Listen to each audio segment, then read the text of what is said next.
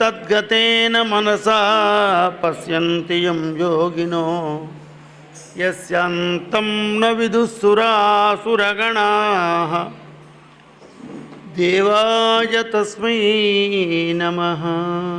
బాలకృష్ణ భగవానికి యద్యోగిర్భవభోయమూర్తి వినాశయోగ్యం ఆసాద్య వందితమతీవ వివిక్తచిత్రై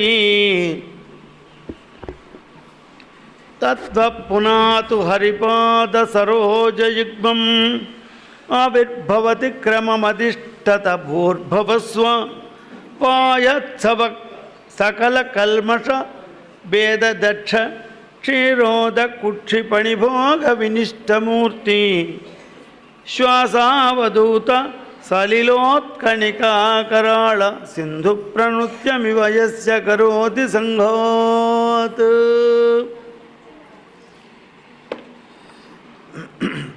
శంఖం చక్రగదేషు శాపపరిగాం బాణం గుణం తర్జనీం నీలాస్మద్యుత శంఖం దందది కరైస్త్రినయనాం సర్వాంగభూషావృతాం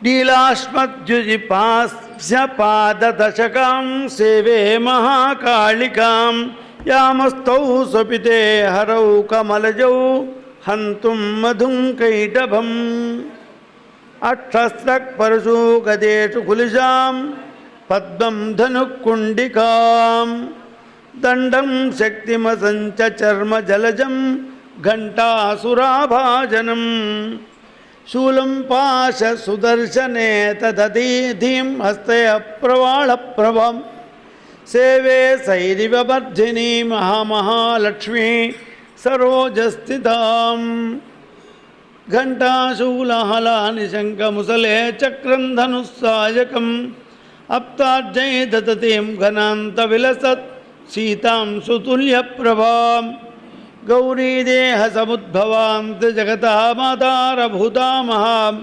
పూర్వామత్త సరస్వతీమనుభజే శుంభాదిదైత్యార్దినీం నారాయణం నమస్కృత్య నరం చైవ నరోత్తమం దేవీం సరస్వతీం వ్యాసం తతో జయముదీరయేత్. జగదంబ విశ్వపాలిని మాతా కీ జయ. భగ్నాస్థితైర్భుక్తమాసన్నగతమేవ చ విద్ముఖం సంధ్యయోశ్చ నృత్యవాదన్వా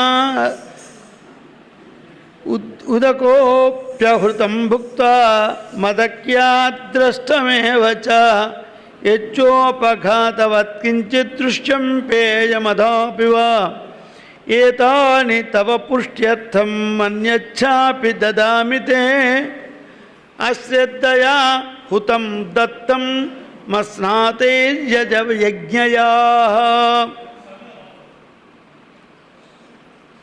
దుస్సహుడు అధర్మ సంతానమైనటువంటి దుస్సహుడు అన్నీ భక్షణ చేస్తూ ఉన్నాడు.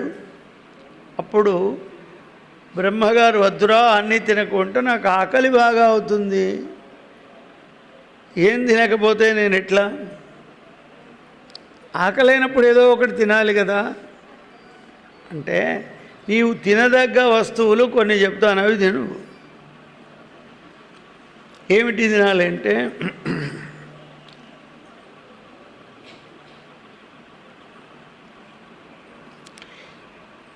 ఏ ఆహారం లోపల క్రిమికీటకాలు పురుగులు పడతాయో అది తిను, ఏ ఆహారాన్ని కుక్క చూస్తాదో అది నువ్వు తిను, ఆహారములు మూతలు పెట్టకుండా పలిగిపోయిన పాత్రల్లో ఉంచుతారో అది నీవు తిను. అంతేకాదు విదిగిన పీటల మీద చినిగిపోయిన చాపల మీద ఎవరైతే కూర్చుంటారో వాళ్ళు తినే ఆహారాన్ని నువ్వు తిను. ఇంటికి ఎవరైనా అతిథులు వస్తే వాళ్ళు పెట్టకుండా ఉంటారో ఆ ఆహారాన్ని నువ్వు తిను. సంధ్యాకాలంలో అట్లాగే పాటలు పాడే సమయంలో వాద్యంలో ఎవరైతే భోజనం చేస్తారో ఆ భోజనం నీకే పోతుంది. రజస్వల అయిన స్త్రీ ఏ ఆహారాన్ని చూస్తుందో ఆమె తాకినది నీకే ఆహారం అవుతుంది.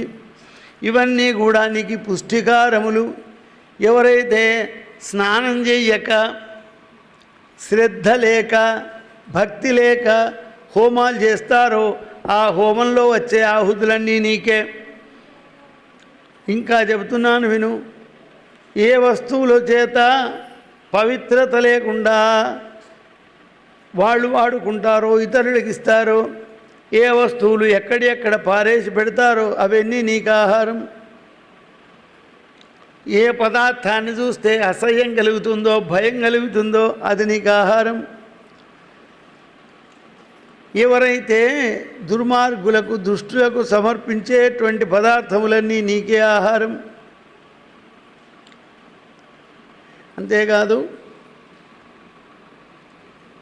ఏ స్త్రీ అయితే రెండవ వివాహం చేసుకుంటుందో ఆ వివాహం చేసుకున్న దానికి పుట్టినటువంటి బిడ్డలు చేసేటువంటి శ్రాద్ధాలు యజ్ఞాలన్నీ నీకే ఆహారం.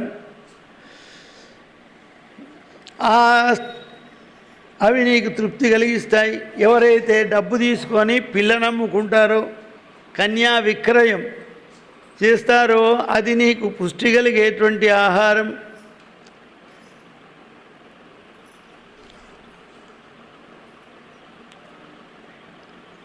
శాస్త్రరహితమైనటువంటి యొక్క పనులు, శాస్త్రరహితమైనటువంటి పూజలు, శాస్త్ర విరుద్ధమైనటువంటి యజ్ఞాలు ఎవరెవరైతే ఆచరిస్తారో ఓ దుస్సహ అవన్నీ నీకే చెందుగాక. ఇంకా కొన్ని చెబుతున్నాను విను. ఏ మానవుడైతే గర్భవతి అయిన భార్యతో రమిస్తాడో, ఎవడైతే సంధ్యాకాలం లేక కాలాన్ని అతిక్రమించి కాలోక్తమైనటువంటి క్రియలు చేయడో వాని సంపాదనంతా నువ్వే తిను. ఏ కర్మలైతే శాస్త్ర నిందితములైనాయో అశాస్త్ర విహితం ఘోరం తప్యంతే ఏ తపోజన దంభాహంకార సంయుక్తం కామరాగ వివర్జితం. ఇవన్నీ కూడా చేసేటువంటి పనులన్నీ నీకే వచ్చుగాక. అంతేకాదు ఎక్కడైతే శాస్త్ర విహితమైనటువంటి పనులను దూషిస్తుంటారో, గిట్ల చేస్తారు, ఇది ఏదో శాస్త్రం చెప్పిందని మనం ఇట్లా చేస్తామా, చేయకూడదు దీన్ని ఎవరైతే అంటారో, ఎక్కడైతే భోజనం పెట్టేటప్పుడు అందరికీ సమానమైన భోజనం పెట్టరో, ఎక్కడైతే ఇంట్లో నిత్యం కలహాలు ఉంటాయో, ఎవరింట్లో ఎప్పుడు పంచాయతీలు కొట్లాటలు ఉంటాయో వాళ్ళ ఇంట్లో ఆహారం నువ్వు తిను.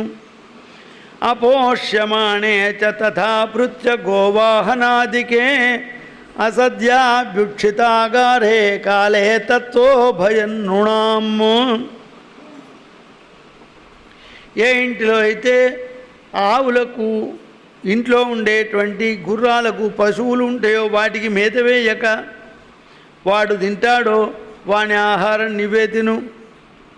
ఎవరింట్లో అయితే ఉదయము సాయం సంధ్యా కంటే ముందు ఇల్లు శుభ్రం చేయక ఇల్లు ఊడకుండా ఉంటారో వాళ్ళ ఇంట్లో ఉండబడేటువంటి పీడలన్నీ నీకే. ఏ మానవుడైతే గ్రహ పీడలు ఉత్పాతములు జరిగినప్పుడు శాంతి క్రియలను ఆచరించడో ఆ శాంతి క్రియలు ఆచరించకుండా ఉన్నటువంటి యొక్కదంతా నీపాలే అవుతుంది. ఇక కొందరు వృధాగా ఉపవాసం చేస్తారు, ఇది చాలా గొప్పదండి. వృధోపవాసోమర్త్యా యూత స్త్రీషు సదారతా. ఇవాళ కొత్తగా పుట్టుక వచ్చింది, గురువారం నాడు ఉపవాసం. ఎవడు చెప్పిండో ఏమో నాకైతే తెలియదు, ఆయనకి ఎవరు చెప్పాలి కదా ఉపవాసం.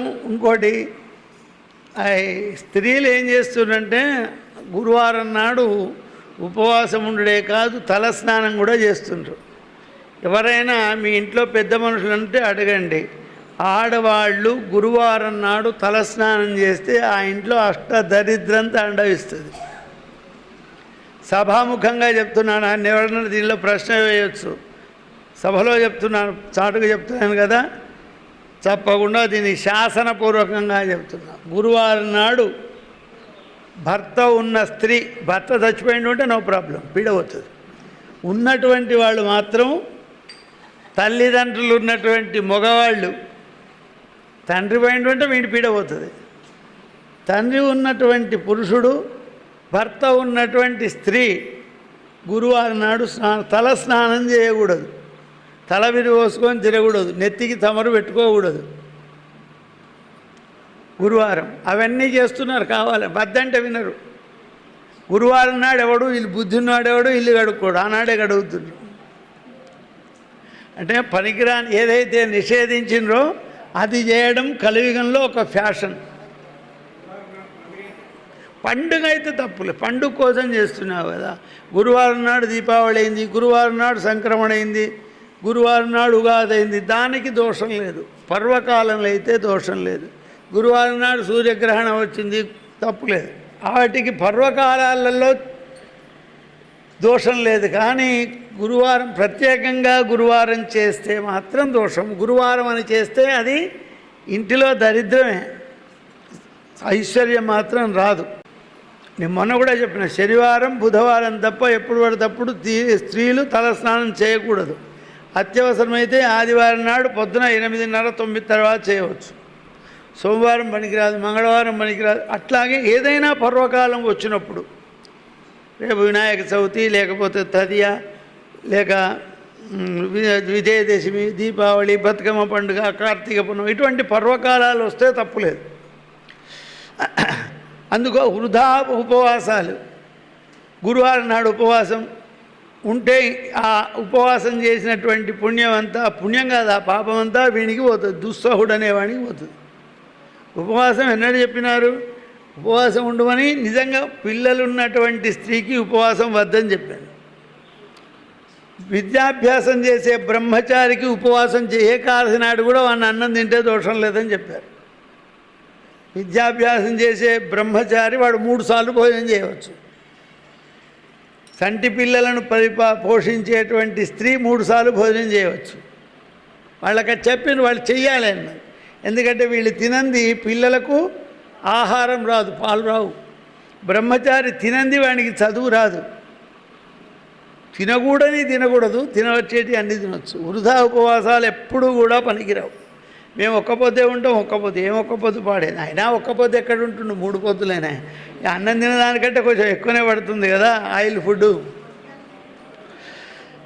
వృధా ఉపవాసాలు చేయకూడదు. అటువంటివి చేస్తే అది నీకు ఆహారం కలుగుతుంది. అంతేకాదు, ఎవరింట్లో అయితే దూదం పత్తాలు ఆడతారో, ఎప్పుడు స్త్రీల ఇంట్లో వ్యభిచారం జరుగుతుందో, ఎప్పుడూ ఉపకారం గురించి మాట్లాడరో, ఎవరైతే ఇతర ద్రవ్యములకు, ఇతర సొమ్ములకు, ఇతర వాటికి ఆశపడతారో, తన ప్రయోజనాన్ని మాత్రమే చూసుకుంటారో, ఎవరైతే నియమనిష్టం లేక మంత్రోపాసన చేస్తారో, ఆ మంత్రాన్ని ఉపాసన చేయాలంటే కొన్ని సాధ్యమైనంత వరకు కొన్ని నియమాలు పాటించాలి. అటువంటి నియమాలు లేక మంత్రోపాసన చేస్తాడో, మూర్ఖులు చేసేటువంటి యజ్ఞాలు వాళ్ళ ఎవడు పడితే వాడే యజ్ఞాలు చేస్తున్నాడు. గణపతి పూజ రాని వాడు కూడా పెద్ద పెద్ద యజ్ఞాలు చేస్తున్నాడు. మా లక్ష్మణుడు సార్ అంటాడు, పక్క మంట పెట్టాలి, నెయ్యి వస్తే అయిపోయాయి, అదే యజ్ఞం. కానీ ఒక యజ్ఞం చేయాలి అంటే ఎంత జాగ్రత్తగా ఉండాలి. ఏమాత్రం అజాగ్రత్త అయినా అది జ్వలించే అగ్ని వలె చేసిన వాడిని, చేయించుకున్నవాడిని ఇద్దరిని దహిస్తుంది. సరి అయినటువంటి వాడు చేయకపోతే, సరి అయిన పద్ధతిలో ఆచరించకపోతే కర్త, తర్వాత కారయితరుడైన యజమాని, ఇద్దరికీ నాశనం కలుగుతుంది. కనుక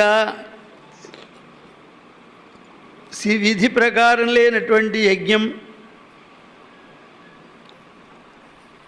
చంచల చిత్తంతో చేసేటువంటి యొక్క అధ్యయనం, కర్మభ్రష్టులై పరలోకంలో ఉండేటువంటి కర్మభ్రష్టులైన బ్రాహ్మణులు చేసే పూజలు, కర్మభ్రష్టులైన క్షత్రియులు, కర్మభ్రష్టులైన వైశ్యులు, కర్మభ్రష్టులైన శూద్రులు, వీళ్ళు చేసేటువంటి క్రియలన్నీ కూడా దుస్సహా నీకే వంచుగాక.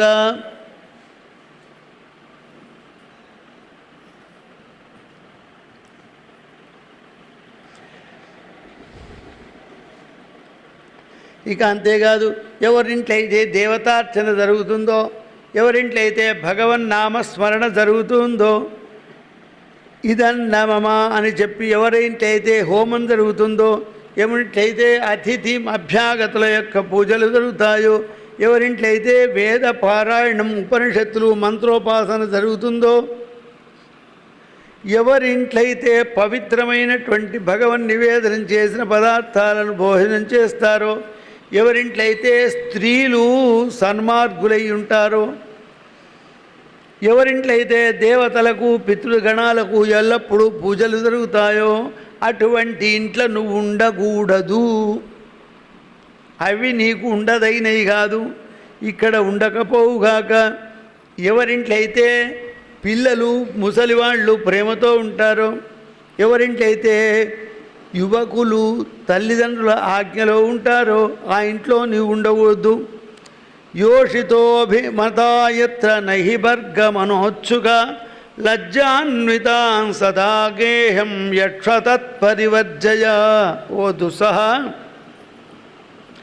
ఏ ఇంట్లో అయితే భర్తను ప్రేమించేటువంటి యొక్క స్త్రీ ఉంటుందో, ఎప్పుడు బయట తిరగాలేని కోరిక లేని స్త్రీ ఉంటుందో, ఇప్పుడు బయట ఎవరు తిరుగుతున్నారు, కాకపోతే టీవీ సీరియల్ చూడాలనేటువంటి ఆసక్తి ఎవడొచ్చినా సరే ఇంటికి వానికి మంచినీళ్ళు ఇచ్చేది లేదు. సీరియల్లో ఆగిపోయేంతవరకు, అది బ్రేక్ వచ్చేంతవరకు వీనికి మాత్రం మంచినీళ్ళు కూడా ఇయ్యరు, కూసమ్మని కూడా అన్నారు, వచ్చిలో కూడా చూడరు, పుర్రెలనే ఉంటుంది. అటువంటి వాళ్ళు లేని ఇంట్లో నువ్వు వెళ్ళవద్దు.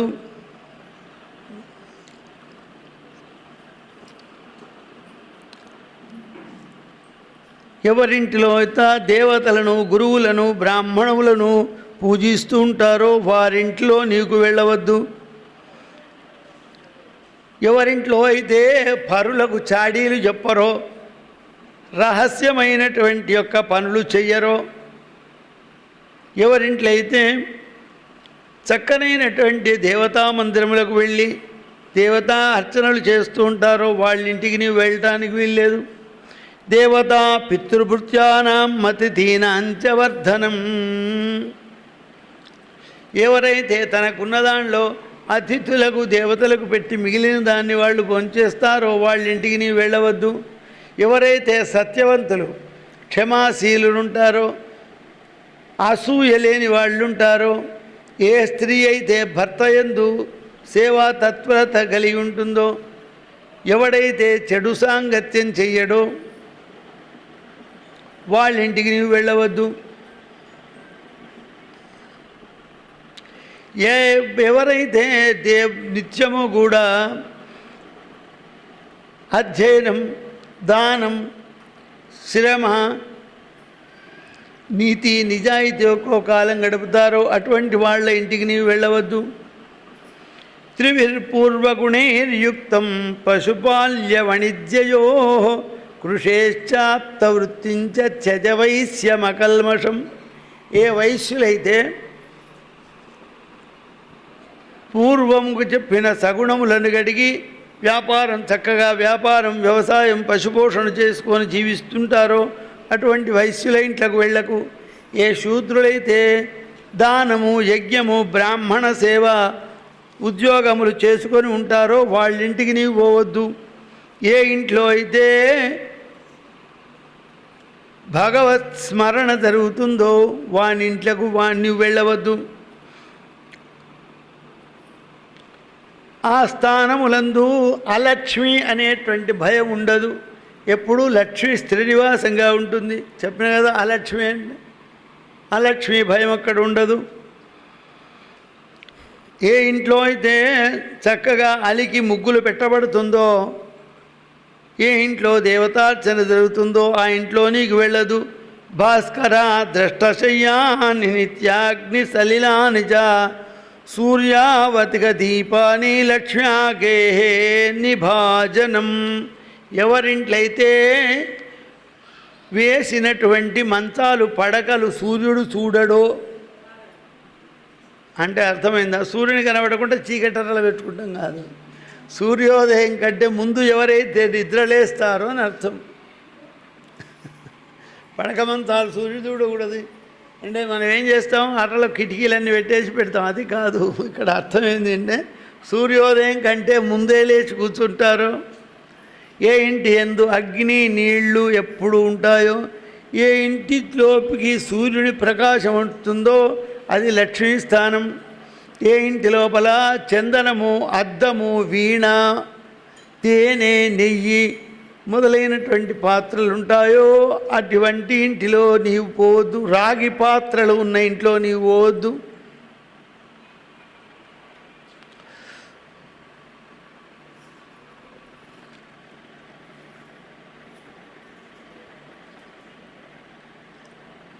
ఏ ఇంటిలోనైతే 3 ఆవులు, 5 దున్నపోతులు, 6 గుర్రాలు, 7 ఏనుగులు ఉంటాయో ఆ ఇంటిలోకి నీవు వెళ్ళు.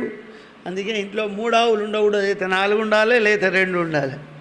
5 దున్నపోతులు ఉండకూడదు, అయితే 4 ఉండాలి, అయితే 6 ఉండాలి. 6 గుర్రాలు ఉండకూడదు, అయితే 5 లేకుంటే 7 ఉండాలి. కుదాల ధాత్రపీఠకం తత్వాత్యాల్యాది భాజనం ఎత్ర తత్రేవ నిక్షిప్తాని తవదజ్జు ప్రతిశ్రయం. ఏ ఇంట్లో అయితే కొడువలి, పీట, పళ్ళెము, కత్తిపీట ఇవి ఎక్కడ ఉండాలో అవి ఎక్కడ ఉండాలి. ఏది ఎక్కడ పడితే ఎక్కడ ఇల్లంతా చిందరవరగా ఉంటుందో నీవు ఆ ఇంటికి నీవు అభ్యంతరం పోవచ్చు.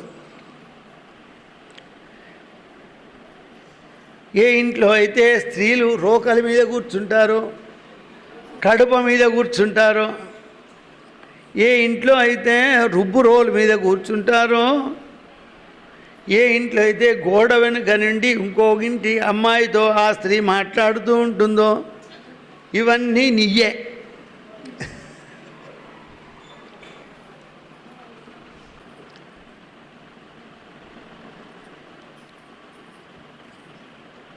ఏ ఇంట్లో అయితే ఎముకలు, మృత పదార్థాలు ఉంటాయో అక్కడ నీవుండు. ఏ ఇంటిలోనైతే బంధువులకు, మిత్రులకు, సమానోదకులకు, పురుషులకు, పిండులకు జలదానం చేయరు అట్టి సమయమందు నీవు వాళ్లను భుజించు. ఇప్పుడు గమ్మత్తున్నది. సమానోదకులు, సపిండులు అని జ్ఞాతులలో 2 రకాలు ఉంటాయి. సమానోదకులు అంటే ఒక తండ్రికి 3 కొడుకులుంటే ఆ 3 కొడుకుల సంతానం ఈ తండ్రి యొక్క తమ్ముని కొడుకులు, వీళ్ళంతా సమానోదకులు అంటారు. కొంచెం 2వ తరం దాటిన పాలి వాళ్లను సాపిండులు అంటారు. 4వ తరం వాళ్ళను జ్ఞాతులు అంటారు. అంటే 7వ తరం దాకా తప్పకుండా వీళ్ళందరికీ కూడా జలదానాలు చెయ్యాలి. అంతేకాదు ఇంకా మనం తీర్థాలకు, క్షేత్రాలకు లేదా మహాలయం పితృమాస్యకు ఇచ్చేటువంటి యొక్క చేసేటువంటి దానంలో, చేసే శ్రాద్ధం లోపల నీ మీద ఆధారపడి ఉన్నటువంటి యొక్క 36 మంది పితృగణాలకు నీవు సేవ చేయాలి. వీళ్ళందరూ నాకెందుకు అంటే వాళ్ళందరూ నీకెందుకంటే నువ్వు నాకు కావాలి అని దుస్సహుడు మన ఇంటి మీదకి వస్తాడు. ఎంతమంది అదంటే ఎవరికి దాదాపు తెలుసుకునేటువంటి అవకాశము, చెప్పేటువంటి యొక్క ఓపిక ఉండదు. అథో మాత పిత తథా మాత సాపత్ని జననీ తథా తల్లి, తండ్రి 3, తల్లి 3, తర్వాత తండ్రి గారి యొక్క ఇతర భార్యలుంటే, ఆ తర్వాత తండ్రి యొక్క తల్లి, తాత, ముత్తాత, తల్లి యొక్క తల్లి, నానమ్మ, తాతమ్మ, ఆ తర్వాత తండ్రి యొక్క అన్నదమ్ములు, తండ్రి యొక్క అక్కజెల్లెళ్ళు, తర్వాత తల్లి యొక్క అన్నదమ్ములు, తల్లి యొక్క అక్కజెల్లెళ్ళు అంటే చిన్నమ్మలు పెద్దమ్మలు మేనమామలు. ఇప్పుడు తండ్రి యొక్క అక్కజెల్లెళ్ళు అయితే మేనత్తలు, తండ్రి యొక్క అన్నదమ్ములు అయితే చిన్నాన్నలు పెద్దనాన్నలు, వీళ్ళందరూ. ఆ తర్వాత తన యొక్క భార్య యొక్క తల్లిదండ్రి, భార్య యొక్క అన్నదమ్ములు ఉంటే ఉండ్రి, ఒకవేళ పోతే తన బంధువులు, కొడుకులు, బిడ్డలు, కోడళ్ళు, అల్లుళ్ళు, బిడ్డలు, మేనల్లుడు, చెల్లె కొడుకులు, అక్క కొడుకులు, మేనత్తల కొడుకులు, వీళ్ళందరినీ ఉద్దేశించి నీవు తిలోదకాలు చేయాలి. వాళ్ళందరికీ నీవు దానం చేయాలి. వాళ్ళందరికీ నీవు ఎక్కడెప్పుడు చేయవలసి వస్తుంది అంటే తీర్థంలో, ఏ కాశీలో గయలో తీర్థం జరిగినప్పుడు అక్కడ శ్రాద్ధం పెట్టేటప్పుడు, మహాలయం పిత్రమాసకు వచ్చేటప్పుడు వీళ్ళందరినీ ఉద్దేశించి ఇవ్వాలి. ఒకవేళ అట్లా నీవు చెయ్యకపోతే, అదే సామానోదకులు, సాపిండ్యులు, జ్ఞాతులు, ఆత్మీయులు అంటారు వీళ్ళను పూజించకపోతే నీవు వాళ్ళింట్లో ఉండు, అటువంటి వాళ్ళలో నీవు ఉండవద్దు. దేశాచార సమయజ్ఞాతి ధర్మ జపహోమ మంగళదేష్టితం సమ్యక్ చౌచం విధివల్లోకాన్ వాదాన్ పుంస్తత్వయా కుర్యతో మయస్తు సంగా. మనుష్యుడు దేశాచారము, సమయమును బట్టి ప్రాంతమును బట్టి ఆచారం ఏ విధంగా చేస్తూ ఉంటాడో వారి ఇంట్లకు నీవు వెళ్ళవద్దు అని బ్రహ్మగారు దుస్సహునితో చెప్పిన వృత్తాంతాన్ని మార్కండేయుడు క్రౌష్టికి మహర్షితో చెబుతున్నాడు. జగదంబ విశ్వపాలిని మాతాకి జై. దుస్సహాస్య భవద్ధార్య నిర్మార్జర్నామనామతః జాతా కలేస్తు భార్యాయా మృతౌ చాండాల దర్శనాత్. ఇక్కడ స్త్రీలంతా చాలా చక్కగా గుర్తుపెట్టుకోవలసినటువంటి ముఖ్య విషయం ఇదంతా మీకోసం ఇప్పుడు చెప్పేది మాత్రం. ఇక ఈ దుస్సహుడు అనేవాడు ఉన్నాడే, వానికి కూడా ఒక భార్య ఉంది. దాని పేరేంటి అంటే నిర్మాష్టి. నిర్మాష్టి, దుస్సహుడి భార్య పేరు నిర్మాష్టి. బాగుంది, ఇటువంటి ఇది కూడా పేర్లు పెట్టుకోవచ్చు. దుర్యోధనుడు, రావణాసురుడు, కుంభకర్ణుడు మంచిగుంటాయి పేర్లు. కొత్త పేర్లు ఎవ్వడు పెట్టుకోడు. నిర్మాష్టి, దుస్సహుడు మంచిదే. హిరణ్యాక్షుడు పెట్టుకోవచ్చు, ఏమవుతుంది. ఇక ఇతన్ని ఎవరి బిడ్డనంటే యమధర్మరాజు బిడ్డ. యమధర్మరాజు అంటే బ్రహ్మవేత్త కదా, చాలా నైష్టికుడు కదా, గొప్పవాడు కదా. అటువంటి వానికి ఇటువంటి బిడ్డ ఎట్లా పుట్టింది అంటే ఒక ధర్మసూత్రం ఉంది. అందుకే మీకు చెప్పినాను, ఏ స్త్రీ సంతానాన్ని కనేటువంటి యొక్క వయసు ఉన్నటువంటి స్త్రీ బహిష్ట అయితే 3 రోజుల తర్వాత 4వ నాడు తలస్నానం చేసి ఇంట్లోకి వస్తుంది. తలస్నానం చేసి ఇంట్లోకి వచ్చినప్పుడు ఎదురుగా ఉంటే భర్త ముఖం చూడాలి. ఒకవేళ భర్త ఇంట్లో లేకుంటే దేవుని దగ్గరికి వెళ్ళి దండం పెట్టాలి, లేక సూర్యునికి నమస్కారం చేయాలి. అట్లాగాక ఎవరిని చూస్తే అటువంటి వాడు సంతానమై పుడతాడు. ఇక్కడ పాపం యమధర్మరాజు భార్య ఆ తలస్నానం చేయగానే ఆమెకు కర్మగాలి ఓ చండాలుడు కనబడ్డాడు. కనబడే వరకు నిర్మాష్టి అనేటువంటి బిడ్డ పుట్టింది. ఏం చేస్తావు, ఎవరి గుణం తగినటువంటి వాళ్లకు పిల్లనివ్వాలి కదా. ఒక దుర్మార్గునికి మంచి అమ్మాయిని ఇస్తే కష్టం, దుర్మార్గురాలైన అమ్మాయిని మంచివానికి ఇస్తే కష్టం. కనుక ఎటువంటి వాడిని ఆటోమేటిక్గా కోరుకుంటారు. ఈ నిర్మాష్టి దుస్సహుడు అనేవాడిని పెళ్లి చేసుకున్నది. వీనికి 16 మంది సంతానం, 8 మంది కొడుకులు, 8 మంది బిడ్డలు.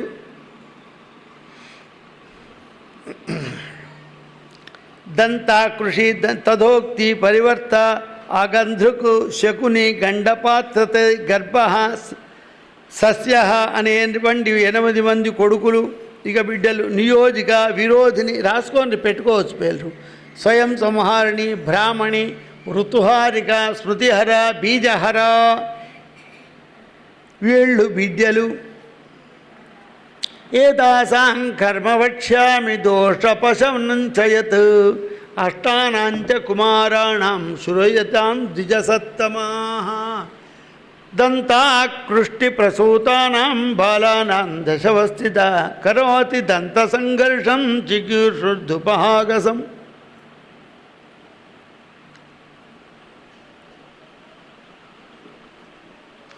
ఇక ఈ 8 మంది కొడుకులు ఉన్నారు. వాళ్ళు చేసేటువంటి యొక్క పనులు చెబుతాం. వాళ్ళ డ్యూటీ ఏమిటంటే, చిన్న పిల్లలు, చంటి పిల్లలు పండ్లు వచ్చినప్పుడు వాళ్ళ పండ్లు ఊడగొట్టేటట్టు చేస్తారు.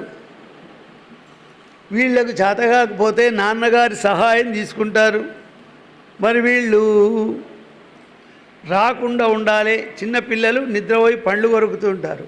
వాళ్ళు పండ్లు కొరికినప్పుడు వాళ్ళ పడుకునేటువంటి పడక మీద ఒక చిటికెడన్ని తెల్ల ఆవాలు చల్లితే వాళ్ళు రారు. అట్లాగే ఔషధి జలం, తులసి దళాలు, కొన్ని పంచబిల్వం, వాయిలాకులు మొదలైన వాటి నీళ్లతో స్నానం చేస్తే వాళ్ళు రారు.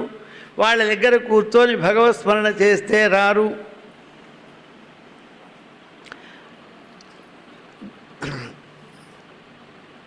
పట్టు వస్త్రం ధరింపజేస్తే పిల్లవాళ్ళ దగ్గరికి రారు. ఇక రెండవ వాడు తిష్టత్య కుమారస్తు తదాస్విస్త కృతధ్రువాన్ శుభాశుభే నృణాం యుక్తే తదోక్తి స్వచ్చనాన్యథా.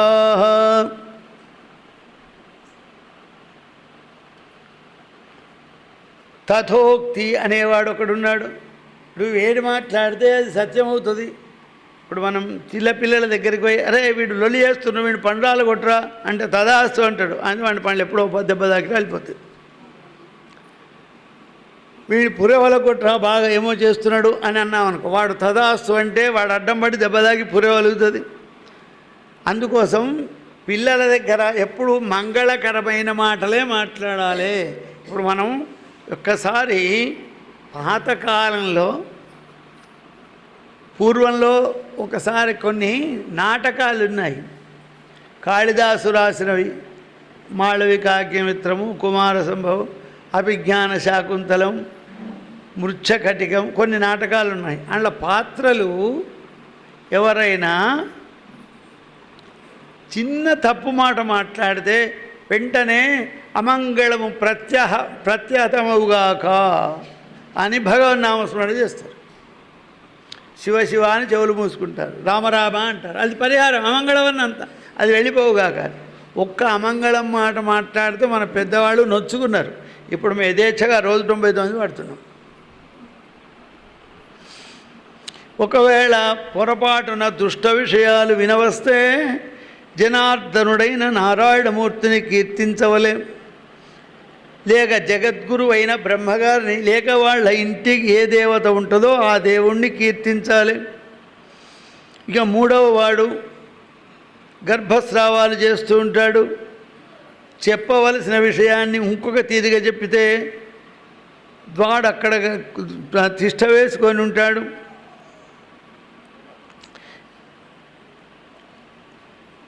ఇక నాలుగవ వాడు ఆగ్రంథకుడనే వాడు వాయువు వలె మానవుల యొక్క సమస్త శరీరములలో వ్యాపించి ఉంటాడు. వాడు లోభము అనేటువంటి గుణాన్ని పెంపొందించి మానవులను సత్కర్మ చేయకుండా చేస్తాడు.